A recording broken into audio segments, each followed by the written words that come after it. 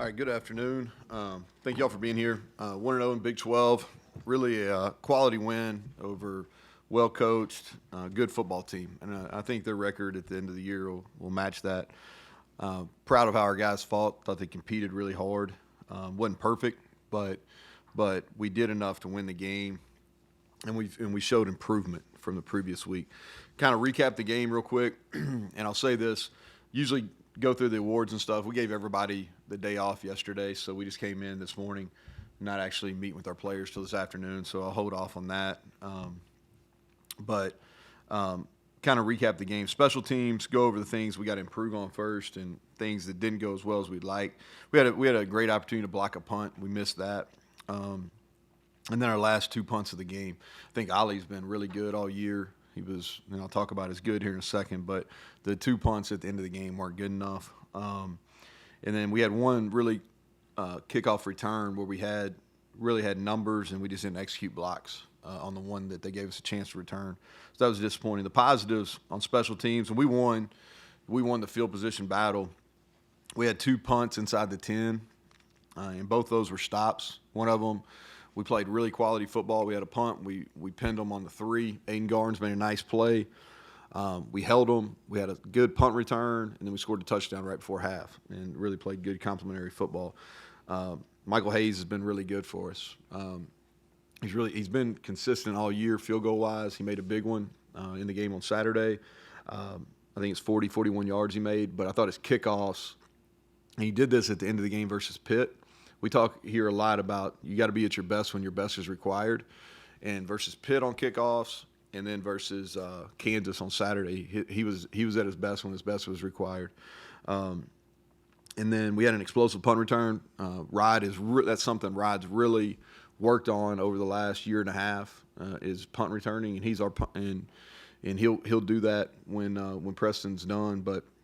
Thought he stepped up, had an explosive return, did a quality job on that. We blocked that well. And then our punt and our kickoff coverage has been really good all year, continues to be. Thought we made some big-time plays on kickoff. Ben Cutter had a explosive hit on a kickoff. Torres Simmons made an unbelievable play on the last kickoff that they fielded.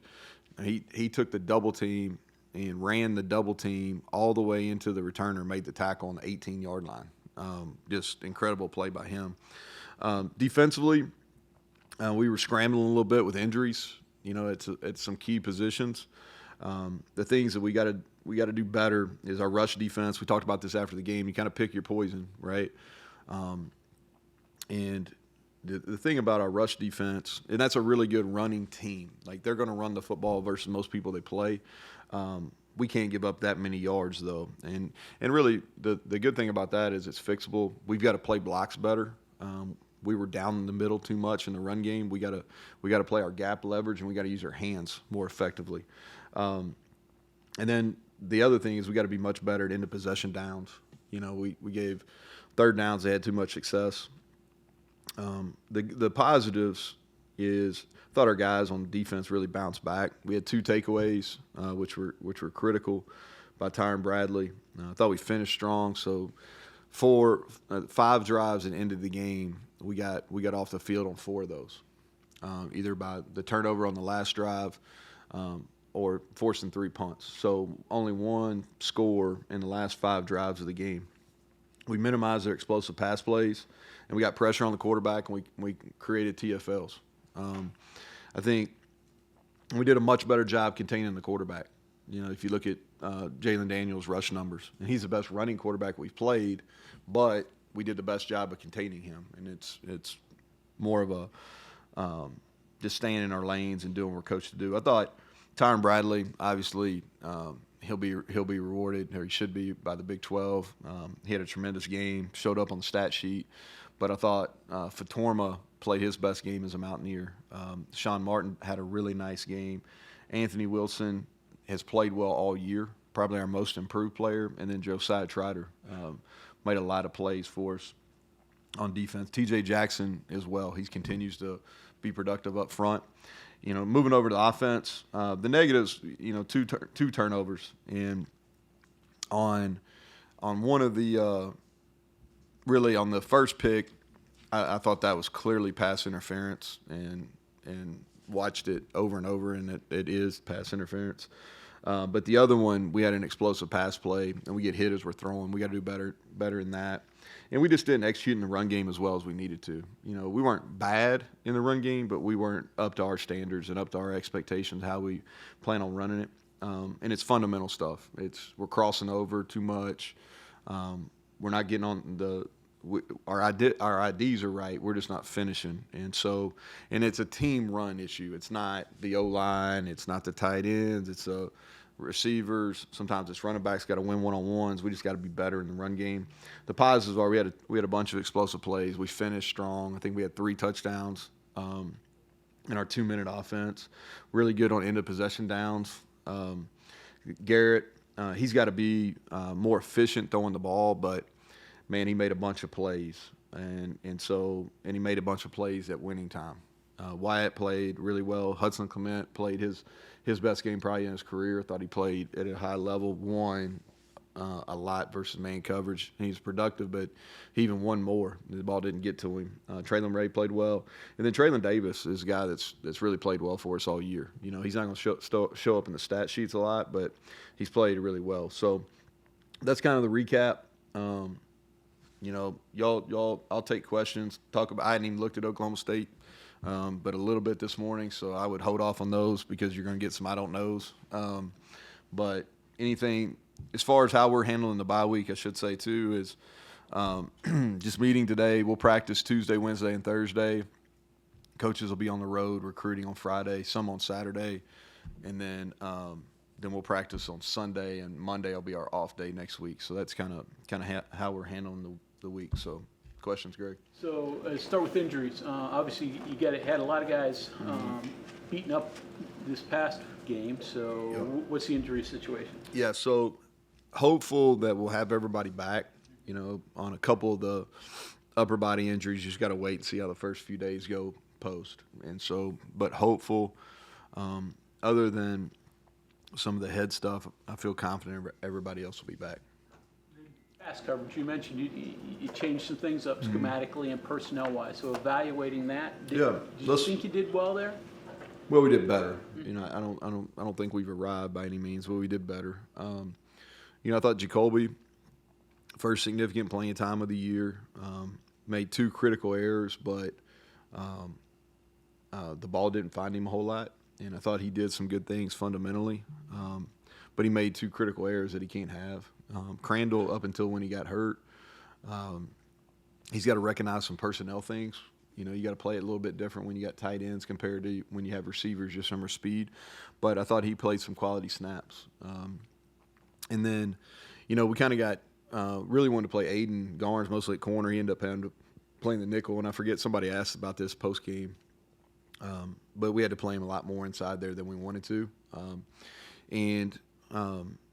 He did some good things, but he also showed that he hadn't played in there a whole lot, So, but I thought from a schematic standpoint, we did a better job in the secondary. Now, where we got hit on some balls that we shouldn't have, especially on third down, is our underneath coverage. Our linebackers didn't play the pass very well. So we got to do a better job on those underneath stuff. That's where we got hit on some third and mediums, not necessarily corner or safety responsibility, but linebacker responsibility. We got to play better there. But we executed our base coverages, quarters, some cover 3 stuff with our pressures. We executed that at a much higher level. Just curious, walk me through your mindset there. 5:39, the convoy goes past you for the touchdown. You're down 11. You got to thread the needle and extend the game. Just walk me through the anatomy of a comeback here. Yeah, so, the reverse really directly ran right in front of me. Yeah, and when Ty let the ball get outside of him, it was over. That was our edge of our defense, and he didn't play that very well. But so you go into you got to play for 2 possessions, and so you immediately have to go into a 2-minute mindset, even though there's 5 minutes and change, because we had all our timeouts. So immediately scored. I tell Garrett, I tell our guys, hey, we're in 2-minute mode, and we're going to go for 2. So when we score, we'll go for 2 on this drive. And it's important to let those guys know. So when you score, they know immediately to get in our huddle and be ready for the next play. And so we had not ran the ball on the opening drive after the lightning delay. We had two really good plays that we didn't fit up very well. And so I knew we wanted to get into kind of some spread stuff, and either he was going to complete passes or he was going to run around, and we were going to hit some scrambles, and because they were having issues with that, right? And they were playing a little bit more man coverage than I thought. And so if they were going to play man, okay, then they don't have very many eyes on the quarterback. So we go into 2 minute. We had two nice third down conversions on that drive. We hit the 2-point play, even though it should have hit a lot earlier. We end up, Traylon did throw it on the – and then you go into – and this is where, practice is effective for the coaching staff as much as it is for players. So we had 3 minutes and some change left there with 3 timeouts. But you really have 4 because you now have the 2-minute timeout. So what you do is you really don't want to start using your timeouts until around 2.5 minutes. And so we didn't use they ran it on first. We didn't use it. They ran it on second. It's 3rd and 4. You use it because even worst case scenario, they get it. You still should get the ball back if you can hold it. And so we end up only having to use, because we got the stop on 3rd down, we used the timeout again, and then we essentially had 2 timeouts because of the two minutes. So when you get the ball back on offense, and we sold out too. Let me go back. And so it's on the 3rd and 4 play, we sold out. We played zero coverage, and we came because in my opinion, you play that like it's a one-play game. Now, if they get it, you still have time to adjust, but you play that like it's the play to win the game. And I thought we did. Like there's some if you go back and look at that 3rd and 4 stop, Anthony Wilson, Sean Martin, we had some great singular effort plays on that. But you get the ball back. I think it was 2:06 if my mind's running right, or it may have been 2:20 something. I can't remember. Yeah, because I was trying to run a second play and I couldn't get Traylon lined up fast enough. But my message to the quarterback was, okay, hey, we're playing for a touchdown. All right, now we need to get the ball inside the 25, but we're playing for a touchdown, and we're not going to force anything, and we're not in a super hurry. We got time. And so that's and then we went down and scored. Where you get into, it's a little bit hairy, so I think there was 31 seconds on the last play for us.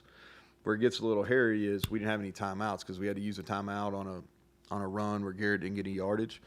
Where it gets a little hairy is about 16 or 18 seconds is all the time you can run a field goal team out. So that's where, even though you had 31 seconds, we probably had one more play after. If that play was incomplete to Rod, you probably only have one more play before you have to run your field goal team out there. So that answer your question? I know that was I tried to play through. Yeah, I tried to play through that. So speaking of Rodney, actually, you basically made him just an offensive player in this game because of the circumstances. What's the mentality with him moving forward, with him stepping up so much in this past game? More reps there for him, less on defense, still splitting time. So, no, I think we'll get back this week and start working back on defense. He's going to play offense too. I mean, he's done a nice job with the ball in his hands. He did it. He had 2 nice runs, had a great punt return, and then he did some really good things. And I was proud because he's really been unselfish, and he was rewarded by that with a game winning catch there. So. But we'll get him back in the mix defensively this week, and with the expectation we'll get some of our receivers back too. Neal, so this time of year always seems like a good time to get a breakdown on the true freshmen. Mm-hmm. Not just the guys that are playing, but maybe some of those that. Yeah, anybody in particular you want to ask about? Hey, just run through anybody you want to talk about. Yeah, I think that we gotta see if some guys are ready. I think this is a big week to test some guys out. Secondary wise, Keon Washington and Israel Boyce, those are 2 that we need to get a really long look at this week because I see them getting better, and I think they can help us. So those are 2 that from a defensive back standpoint that jump out. And then we've got to get this week too is, between Travion Dunbar and Dior Hubbard, we need to get those guys work because I can see us needing them as we get going. And they're both talented enough. They just got to do other things other than carrying the ball, whether that's pass protection, lead blocking, any of that type of stuff.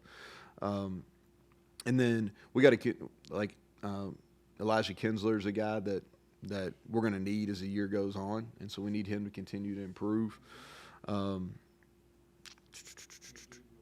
Nate Gabriel's playing a lot. He'll continue to play. His role will continue to increase. Day-to-day, we haven't been able to get going. He needs to practice a little bit higher level, but he's talented. He's a guy that can help us, and we need to do that. But those are kind of the main guys. Now we're going to get a lot of work. So when we come in here next Monday, that's probably a better question as far as like who played well, because those guys will scrimmage Tuesday, Wednesday, and Thursday. They won't all be full tackle, but there'll be a lot of 11-on-11 work all 3 days, and so I can give you a kind of who stood out during that time. So even guys that made redshirt this year, so Wilkin, and I mean, just, how many of those are jumping out at you? Mm-hmm. What do you think of some of them? Yeah, so I'll just start. Look, we can start at quarterback. I think that Khalil is super talented, and he has some wow plays that go both ways. Like wow that's really good or wow that's really bad. And so, but he's really talented, and so there's going to have to be some patience there, as far as getting him fundamentally where he needs to be and getting him where he understands kind of what defenses are going to do.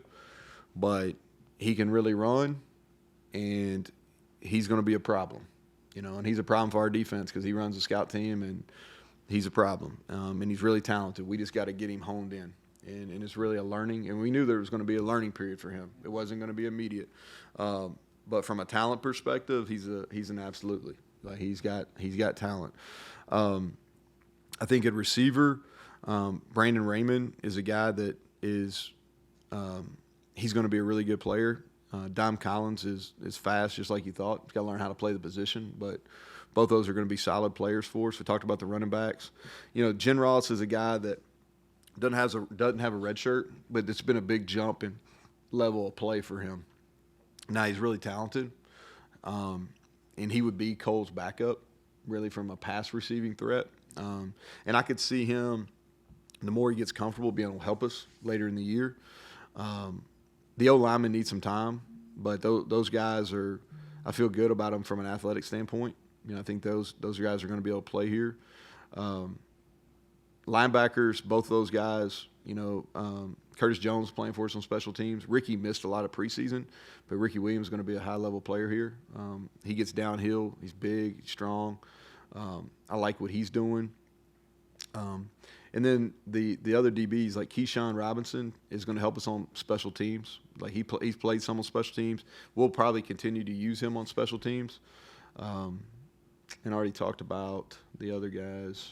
Anybody else in particular that you want to know about? D-line-wise? Zay Jennings is going to be a good player. He's just got to learn how to play on defense. Yeah. He's really good on special teams. He's a difference maker on kickoff. D-line-wise, let's see here.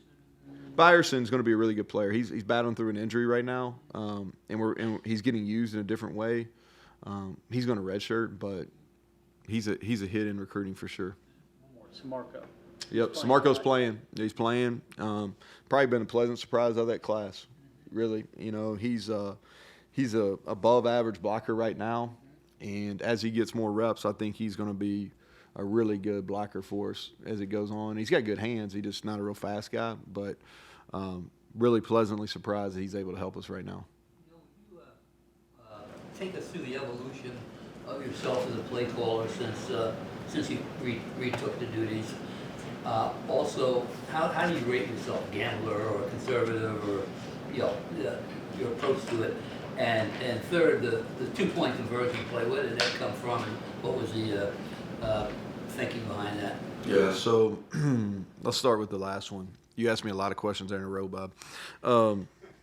So let me. I'll try to work from the back forward. The 2-point play is a good play. It's a look off a play we run a lot. we've hit that 4 or 5 times, and so that's where that came from. It's a good.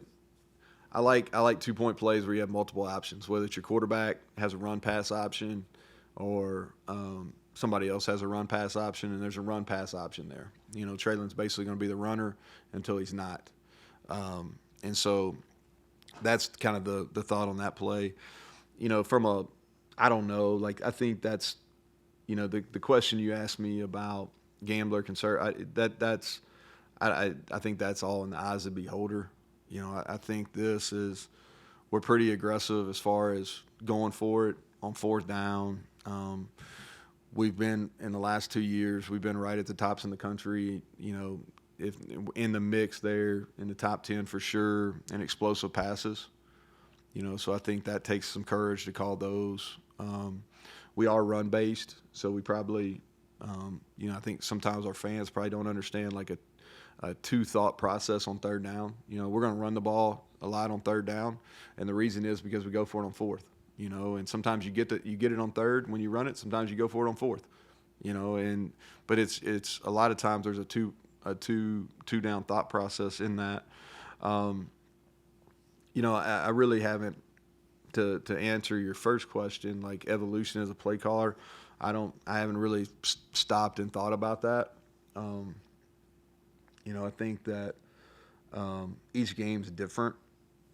You know, of how you call it. I think some of it has to do with your personnel, some of it has to do with the defense personnel. There's a lot more to think through when you're the head coach calling the game, because you know kind of what your strengths and weaknesses are on defense as well. And so am I different than when I was a coordinator? Probably, just because I'm thinking more from a whole team perspective, and I'm older. You know, like I think you get a little wiser the older you get most of the time. You can tell me better than that, but most of the time. Most of the time. So I don't know if that answers you, but that's how we're different. And we're different probably because what we have personnel-wise. I don't know if it's different because anything philosophically. It's just we're doing what gives our guys the best opportunity to execute right now. On the rate play, you say he takes the ball, he's a runner, and He's a runner until he's made the throw. he almost made it to the sideline there. Huh? Yeah, he could have. Yeah, he could. He probably should have thrown it a little early, but it worked out. So Cole made a great catch on that. Really, I mean, kind of a play that probably is not talked about enough is that's a really difficult catch that Cole Taylor made there. Off of what Bob said, though, how do you deal with the unpredictability of your quarterback? I mean, you want things to be some of his best plays aren't drawn up the way you plan it, and then some of the bad things that happen. Yeah. How do you deal Well, I with think there's good and bad with that. Yeah. You know, and so as a play caller, like especially in that game on Saturday, you kind of get a feel of. I felt like our best opportunity is just to spread them out and use plays where it's basically 1-2 run. Now that's not always the best, and so you allow him to be who he is. Now there's some things that he does that are really frustrating to me, but he also does some things that, like, I'm not coaching him. Like, I can't coach. You know, like I can't coach him to break tackles. You know, I'm not. There's some things. So I think it's give and take. So I don't get like really frustrated. You know what I mean? Like I don't outwardly get frustrated. Like when we decide to do some things, like I know there's going to be some latitude taken by him, and so like I just got to be okay with it. You know, like we got in that 2-minute mode the other day, and I'm like, hey, you know, this is what we're going to run, and if you pull down and run, that's fine. Just get your eyes where they're supposed to be. You know, and the kid makes plays. He's a playmaker that can continue to be better as a passer. The message to Garrett and the coaches, let's figure out how to make Garrett the best version of himself as opposed to being the best quarterback. Nah, you know, he does some things like if he would consistently do what he's supposed to do with his feet, he would be at a higher completion percentage. And so from a coaching perspective, look, I'm good if he's going to run around. I'm fine with all that. But when the play's in the pocket, let's be fundamentally sound. And so that's what he's got to get better at. Now, he throws the deep ball extremely well.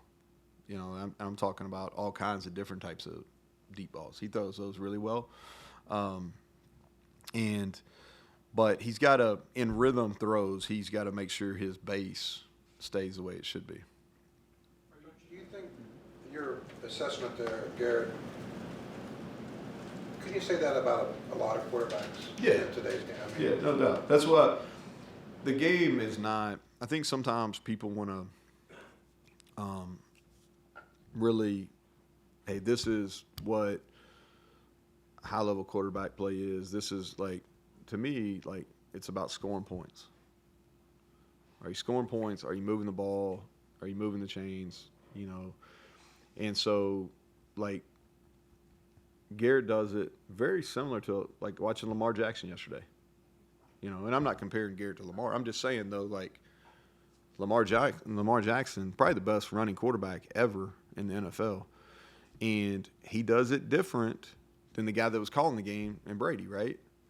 But Lamar Jackson still pretty special, you know, and so there's, as the game continues to evolve, I just think the quarterbacks have a lot more freedom, and like I'm comfortable with some of the uncomfortableness of just like playing backyard ball sometimes.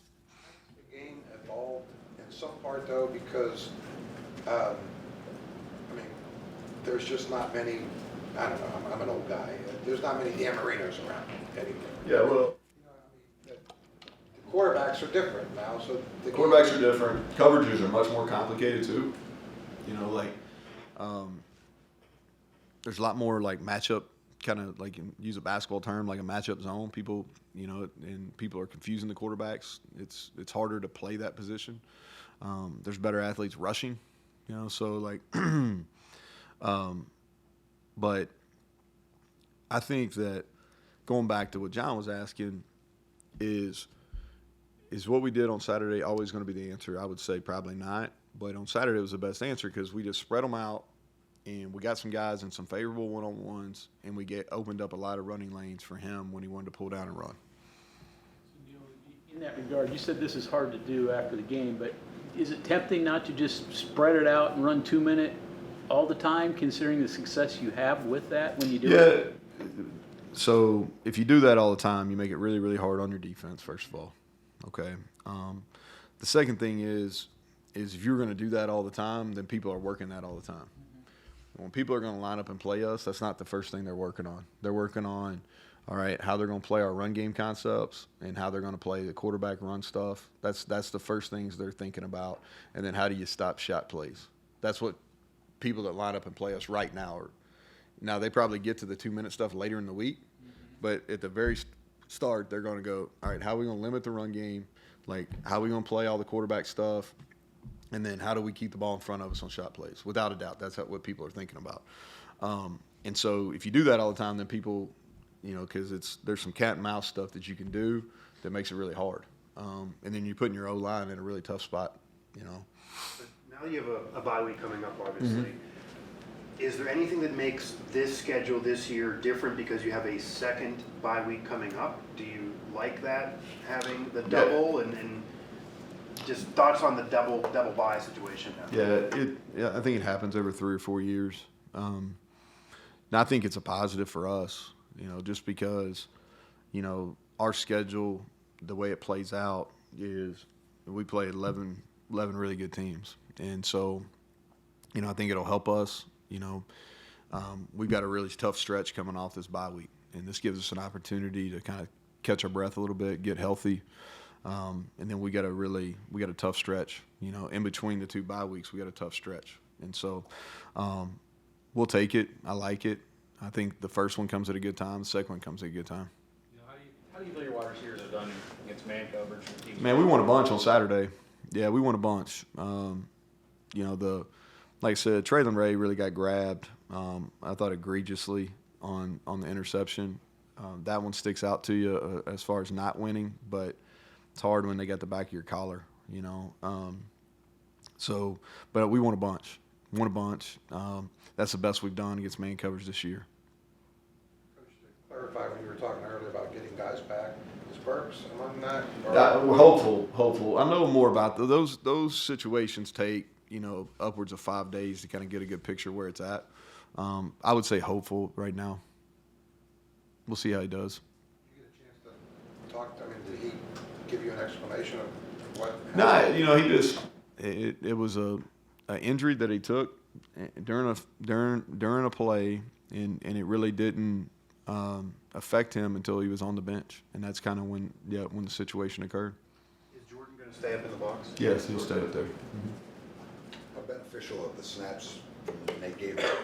Yeah, well, we really felt like after coming out of spring ball that he was going to be able to help us.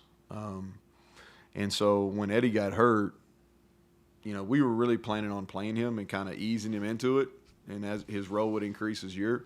But he got fast-tracked once Eddie got hurt, and I thought he did. He got one. He tried to play behind one block and it hurt us, but the rest of the plays he was positive. He was a real positive force. Like, he got good push. They gave us the ability to play Hammond into the boundary some more, and so he'll continue to play. I'm excited about him. I really am. I mean, I know you don't get a chance to watch every single game. Outside of the Cincinnati-Houston game, every Big 12 game so far seems like it's come down to last quarter, last possession.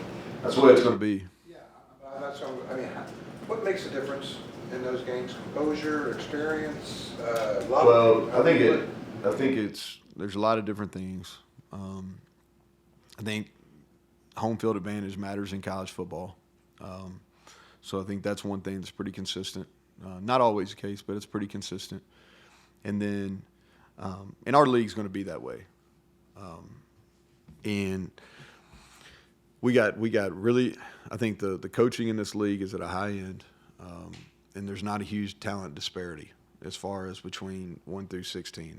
There's just not. And so games are going to come down to the end, and a lot of times it comes down to special teams, and it's really not who makes the big play; it's who doesn't have the big negative. And then your turnover margin is always going to be, and then I think the other indicator in our league is going to be who can run the ball. You know, it's a little bit different. You look at our game, but I think if you look at it over the course of the year, it's who can run the football. A lot more gray hairs going around. Well, I think everybody knows that. You know, I think if you read all 16 of them today, whoever's doing press conferences today, I think that's the expectation. You know, and I've said this a lot in our league.